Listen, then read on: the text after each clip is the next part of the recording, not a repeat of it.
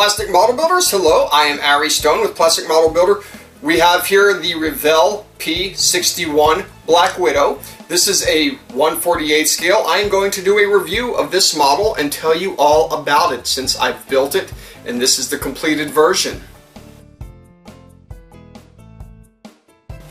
First off, this kit comes molded in black. I also have a box break. If you have not seen that, watch that and you can see all of the contents of that box. The panel lines, they are raised. That is also featured during the box break. We have many different features of this model. We have a revolving gun turret right here, spinning propellers, an open featured engine compartment, two, as you can see, one here and one here, panels that will come off of the model. I have two glass window canopies right here. They are plastic, not glass. Off to the side. They are only off to the side because that's how I built the model. You can also build them inside of the plane. You see I've got this open right there in that position. You have a radar. You can put on this right here and close that up. There are also two various styles of nose cones depending on which version of this plane you would like to do. There are several options. This is the Black Widow version. I left off all the most common markings on there. I did not feel like putting them on.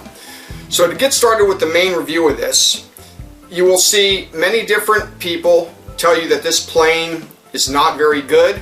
Keep in mind it was manufactured by Monogram back in the 1970s and it is continued today by Revell. So you will have fit issues, but those issues are very easy to take care of. Most of the issues you will find are along the seam lines, which are on the top right here and the bottom, as well as all along the wings and these right here. You have a wing portion, if you would see my videos that I did on this for the build, as well as the, I guess you want to call it the nacelle and the engine mounts. Those are separate, as well the tail portion. The best way to get rid of those, from what I found, is you can squeeze each part together ahead of time, hold it up to the light, you can see where the fit issues occur, sand those down. You have this area right here, and in that area you have parts, not parts behind it, but plastic that's behind there. You need to file that plastic down to get a good fit, as well all along the interior where your pins meet up with the boxes, like that. You have to smooth down some of those as well as the pins so they fit.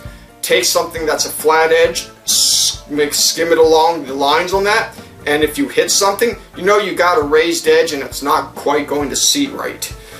If you take care of those issues ahead of time, this plane will actually go together fairly well. You're still going to have seam issues, of course, because some dip a little bit and some don't, but it's not really that hard to fix. The reason it seems like a pain to do this aircraft is because you have a seam here, seams here, seams here, and on the underside. So you're basically, unlike a regular aircraft, you're adding essentially 3 extra seams that just seem a bit much to do. However, it's not that bad. There is issues with the fit along the canopy right here. It's not perfect. You can take a lot of time to get that perfect if you want. I chose to just leave it as it is because it's not worth my time investing into this model. It's just a fun project to do to make it look like this. You can also have your flaps. They come in the lower position, or you can leave them in the raised position. We have this right here. That's part of the plane, of course. And as I mentioned earlier, the radar did inside this nose cone. You know, you got to do that.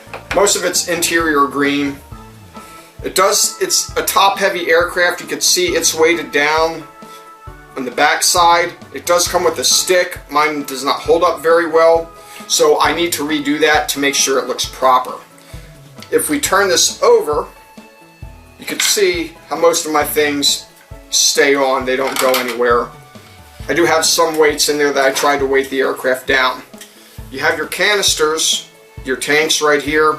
The wheels, the fit on those is not good at all, so you just have to use some different cement. I used some Tester cement, I believe, got it on there really good. That will hold up the thicker glue. You have this, which does turn like that. It does go a certain position, just like that. You've got your ladder right there. Your guns, you can have an open gun hatch, as you can see. There's the underside. Got your propellers. You have these are open right here. I did decide to do the exhausts on this aircraft, the stains, and do light weathering, so you can see them right here. It's a light white, brownish tan color. Mixed a couple of them. I did one of those in my videos. You can see that on the last video that I did for this plane before the review. Also did a little bit of weathering on the exhaust intake manifolds. Whatever you want to call these. I'm sure my terminology is wrong, but that's okay. I've got those right there. A decent sized cockpit. The interior is, I will say, not as detailed as other kits might be. I wouldn't know. I haven't seen other kits. But it is a small aircraft. It's hard to see inside. Just do the best you can. It is model making madness. We make it look pretty as best we can. So this is the aircraft. You got your 3 wheels, all those nice features. Even with the mild fit issues, it wasn't hard to take care of the seams. You did have some right here as well where everything joined, and right here. If you're looking for a fun model to do, and don't mind putting a little extra effort and work into it, this Revell P-61 Black Widow in 1/48 scale is just for you. I recommend going back, watching the rest of my videos. Remember, we do a live chat with every premiere that we do, so come watch it along with us. Thank you for watching. Don't forget to subscribe, comment, and like, and until next time, as always, see ya!